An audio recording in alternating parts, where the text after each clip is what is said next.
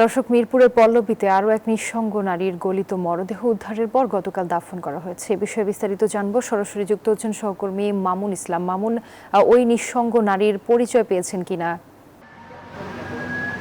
ধন্যবাদ রুবা আপনাকে। আমি এই মুহূর্তে কিন্তু মিরপুরের পল্লবীতে রয়েছি এবং আপনারা কিন্তু জানেন যে এই রাজধানীরই কয়েক ফ্লোর পরে বা কয়েক বিল্ডিং পরে কিন্তু 2-3 দিন আগেই একটি মরদেহ উদ্ধার করা হয়েছিল এবং সেই রেশ কাটতে না কাটতেই কিন্তু আরেকটি মরদেহ উদ্ধার করেছে কাল পুলিশ।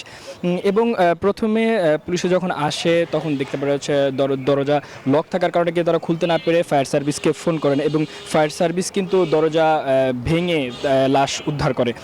আমরা এখন পর্যন্ত তার নাম জানতে পেরেছি সেলিনা আফরোজ। তিনি 55 বছর বয়সী এবং তার স্বামী এবং 2 সন্তান কানাডাতে থাকেন এবং তারা ওইখানেই পড়ালেখা করেন। পারিবারিক কোলাহলের কারণে তিনি এই বাসাতেই প্রায় 10 থেকে 12 বছর যাবৎ এই বাসাতেই রয়েছেন, তার বাবার বাসা।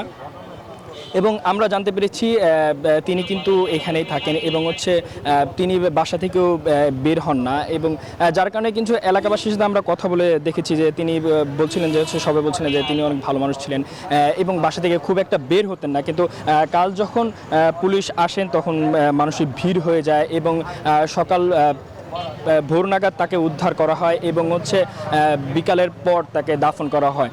তো এখনো পর্যন্ত আমরা এই খবরগুলো পেয়েছি এবং আমরা এলাকাবাসীর সাথে জানতে পেরেছি এবং তার আত্মীয় যারা স্বজন ছিল, স্বজনের সাথে কথা বলে যতটুকু জানতে পেরেছি তিনি অনেক ভালো মানুষ ছিল এবং তার সবার সাথে তার ভালো সম্পর্ক ছিল।